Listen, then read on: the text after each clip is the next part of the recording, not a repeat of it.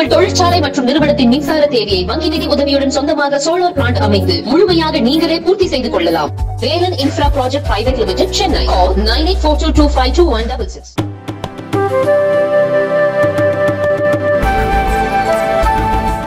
அனைவருக்கும் வணக்கப்பா.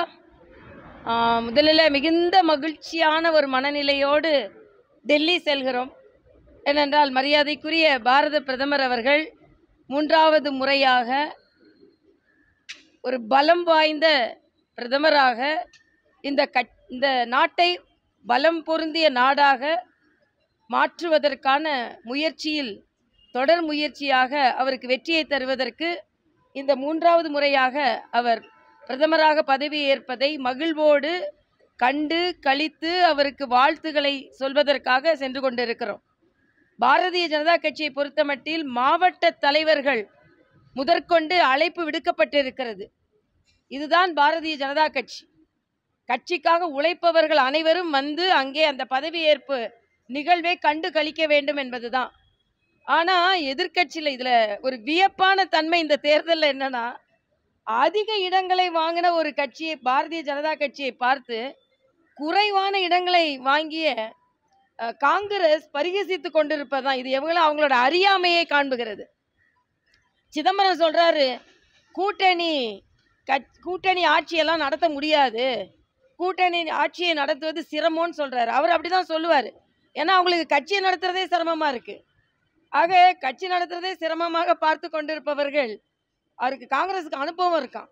காங்கிரஸின் அனுபவம் வேறு, பாஜகவின் அனுபவம் வேறு என்பதைத்தான் மரியாதைக்குரிய பாரத பிரதமர் நிரூபித்து கொண்டிருக்கிறார். அதனால வளர்ச்சி திட்டங்கள் எல்லாம் தொடரும். தமிழகத்தில் ஸ்டாலின் எப்பவுமே இந்த தப்பை தான் செய்வார்.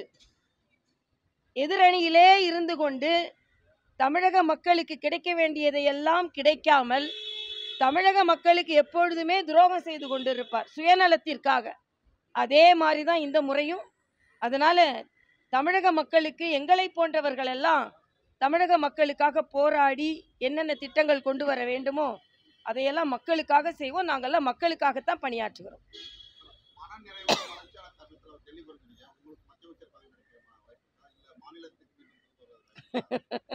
நான் எதையுமே எதிர்பார்த்து செய்பவள் அல்ல.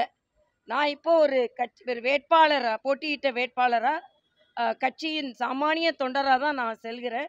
நான் என்னோட வாழ்க்கையில், என்னோட அரசியல் வாழ்க்கையில் எதையுமே எதிர்பார்த்தது கிடையாது.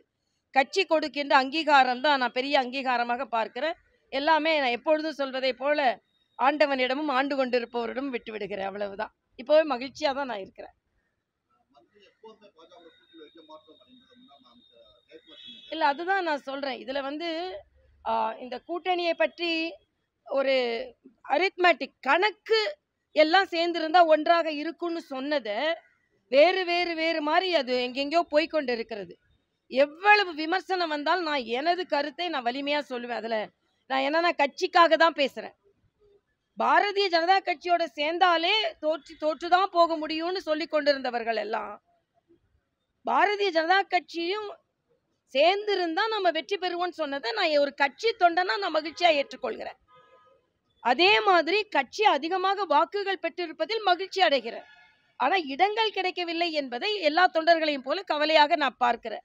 எங்களுக்கு இடம் கிடைக்கவில்லையே என்பதை விட எந்த பலனும் இல்லாமல் காங்கிரஸுக்கும் திமுகவிற்கும் அதிக இடம் கிடைத்து இருக்கிறது என்பதுதான் கவலை.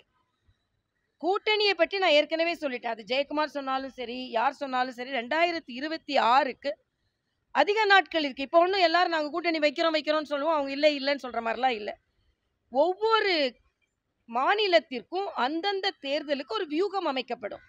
இந்த வியூகம் என்ன என்றால், ஒன்று அந்த கூட்டணியை பலப்படுத்துவதற்கு, இன்னொன்று எதிராளியை பலவீனப்படுத்துவதற்கு.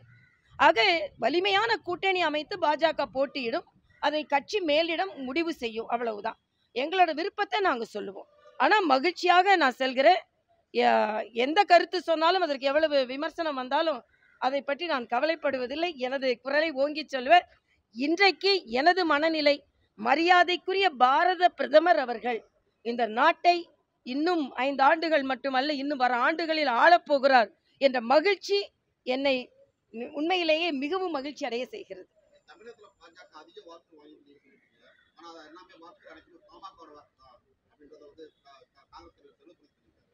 சரி, அப்ப நான் ஒன்னே ஒண்ணு கேக்குறேன்.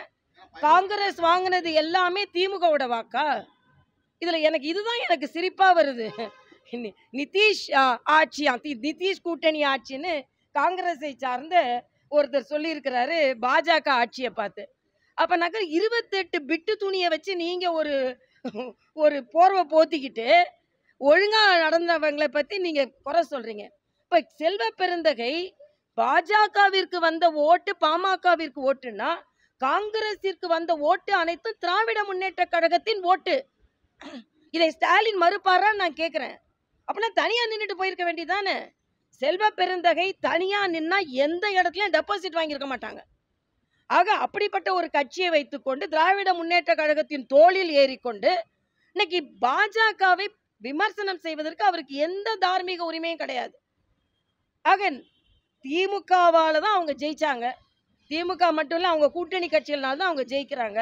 அதனால செல்வ பெருந்தகை அவர் எனக்கு சிரிக்கிறதா என்னன்னு தெரியல, அவ்வளோதான்.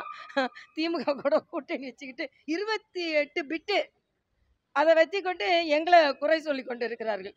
நாங்கள் எப்போவுமே பலமாக தாங்க இருக்கோம். அப்படி பார்த்தா நாங்கள் தனியாக நின்று ஒரு பரிசோதனை செய்கிற அளவுக்கு கூட எங்களுக்கு துணிச்சல் இருக்குங்க. நீங்கள் அந்த பரிசோதனை செஞ்சீங்களா? இல்லை இல்லை. அப்புறம் என்ன பேசுகிறீங்க? அவ்வளவுதான். நீங்கள் ஒன்று பேசுவீங்க, நீங்கள் காமராஜர் ஆட்சி கொண்டு வரணும்னுவீங்க. அன்னை இளங்கோவன் ஏற்கனவே காமராஜர் ஆட்சி இருக்கும்பாரு. அப்படியே போயிட்டு இருக்க வேண்டியதானே, அவ்வளோதானே.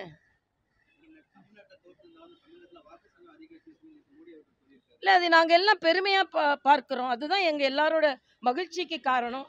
எங்களோட அதாவது இடங்கள் பெறவில்லை என்றாலும் தமிழக பாரதிய ஜனதா கட்சியின் செயல்பாடை அவ்வளவு பெரிய கூட்டத்தில் அங்கீகாரம் கொடுத்ததற்கு நான் பாரத பிரதமருக்கு எனது நன்றியை நான் தெரிவித்துக் கொள்கிறேன்.